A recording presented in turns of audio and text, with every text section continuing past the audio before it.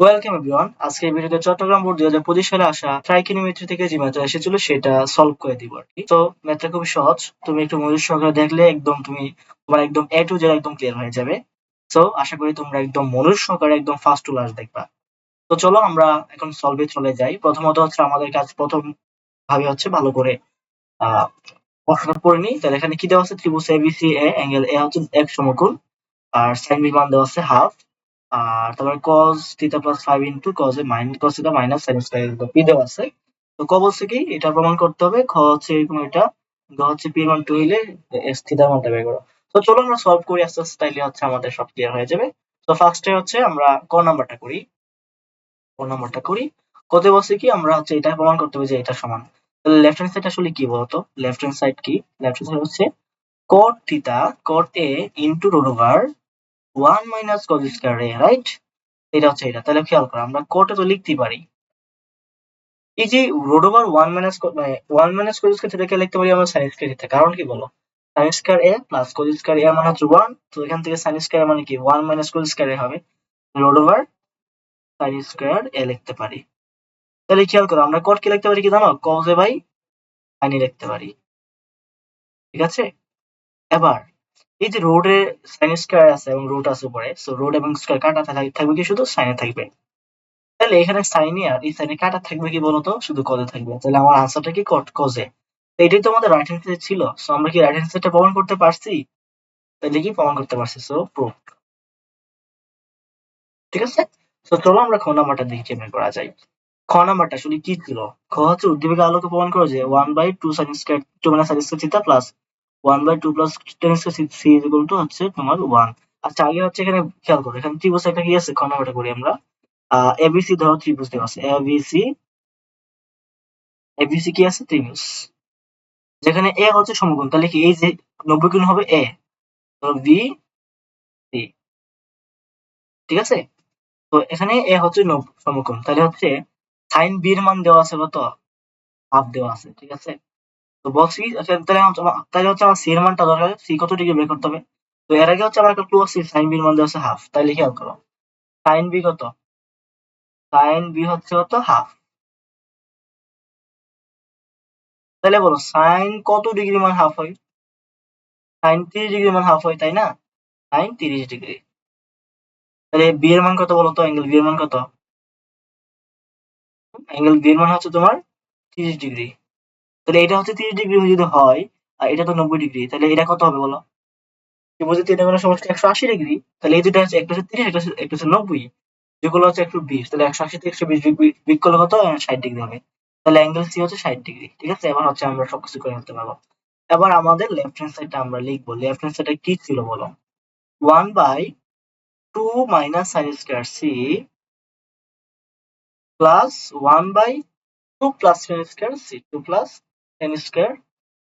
এবার যেটা করবো আমরা হচ্ছে মানগুলো বসায়া, মানে এর পরিবর্তে তোমার 60 ডিগ্রি বসায়া ক্যালকুলেশন করলে হচ্ছে আমাদের উত্তর হয়ে যাবে। তো চলো আমরা বসাই। 1/2 minus sine square 60 degree plus 1/2 plus sine square 60 degree. তাহলে খেয়াল করো, 1/2 মাইনাস সাইন 60 ডিগ্রি মান কত? √3/2। স্কয়ার আছে না? তাহলে √3/2 স্কয়ার হবে। ঠিক আছে? প্লাস 1/2 তো আছে, tan 60 ডিগ্রি মানে হচ্ছে তোমার √3, তাহলে √3 স্কয়ার হবে, যেহেতু স্কয়ার এখানে আছে।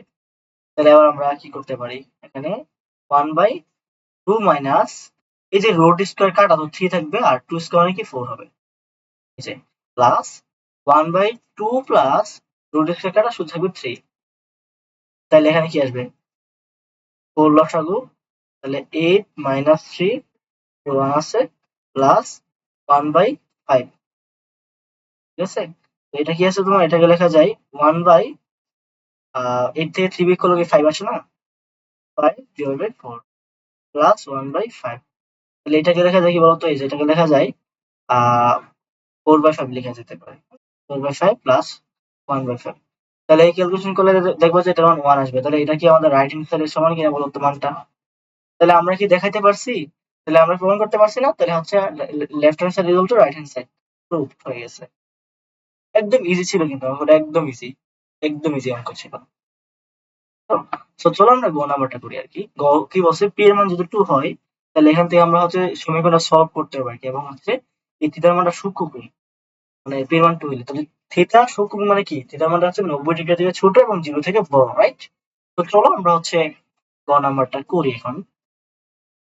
কি আছে এখানে, আমাদের হচ্ছে পি, পি মানে কি হচ্ছে এখানে কি আছে, cos theta plus 5 into cos theta minus sin square theta is equal হচ্ছে পি। আর এখানে পি এর মানটা 2 দেওয়া আছে, তাহলে খেয়াল করো আমরা এটা একটু গুণ করে দিই, তাহলে হবে কি cos square theta plus 5 cos theta minus sin square theta. আচ্ছা আমি যেটা করব, এই sin স্কয়ার থিটাকে আমরা cos স্কয়ার থিটাতে কনভার্ট করে ফেলি, তাহলে মাইনাস বসাই। আর এটার পরিবর্তে কি করতে পারি, sin স্কয়ার থিটা মানে কি 1 minus cos square theta, right?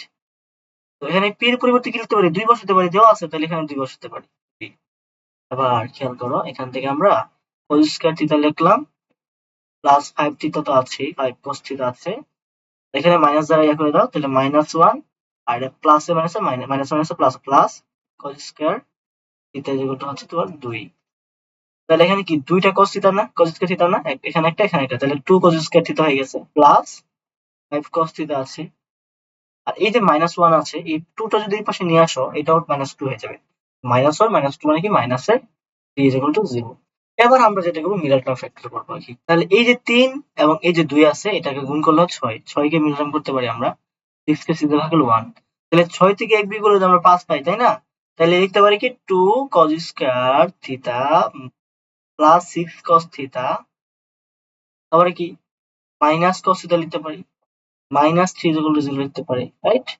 আবার একটু খেয়াল করো আমরা এখানে 2 cos থিটা যদি কমন নিই, 2 cos থিটা যদি আমরা কমন নিতে পারি তাহলে এখান থেকে পাবো আমরা cos থিটা প্লাস 1 পাবো, ঠিক আছে? cos থিটা প্লাস 1 পাবো। আর এখান থেকে যদি আমরা -1 কমন নিই তাহলে আমরা পাবো cos থিটা মাইনাস 1, -3 কমন নিলে, আর সরি একটু খেয়াল করো এখানে 2 cos থিটা কমন নিলে cos থিটা প্লাস 3 পাইতাম, তাহলে মাইনাস কমন নিলে cos থিটা প্লাস 3 পাইতাম, ঠিক আছে? এই যে তাহলে একটু খেয়াল করো এই যে কত শূন্য তো আছে এখানে আমাদের, এইটা এবং এটা কিন্তু সেম হয়ে গেছে। এবার হচ্ছে এটা আমরা কমন নিব, তাহলে যদি আমরা cos থিটা প্লাস 3 কমন নিই তাহলে আমরা পাবো cos 2 cos থিটা মাইনাস 1 থাকতেছে ইকুয়াল টু 0। এখন একটু খেয়াল করো, তুমি জানো একাধিক রাশির গুণফল যদি শূন্য হয় তাহলে প্রত্যেকটা রাশির মান শূন্য হবে, হ্যাঁ? তাহলে এটাও শূন্য হতে পারে, এটাও শূন্য হতে পারে, তাহলে লিখবো হয়, এখানে লিখে দিলে ভালো হয়।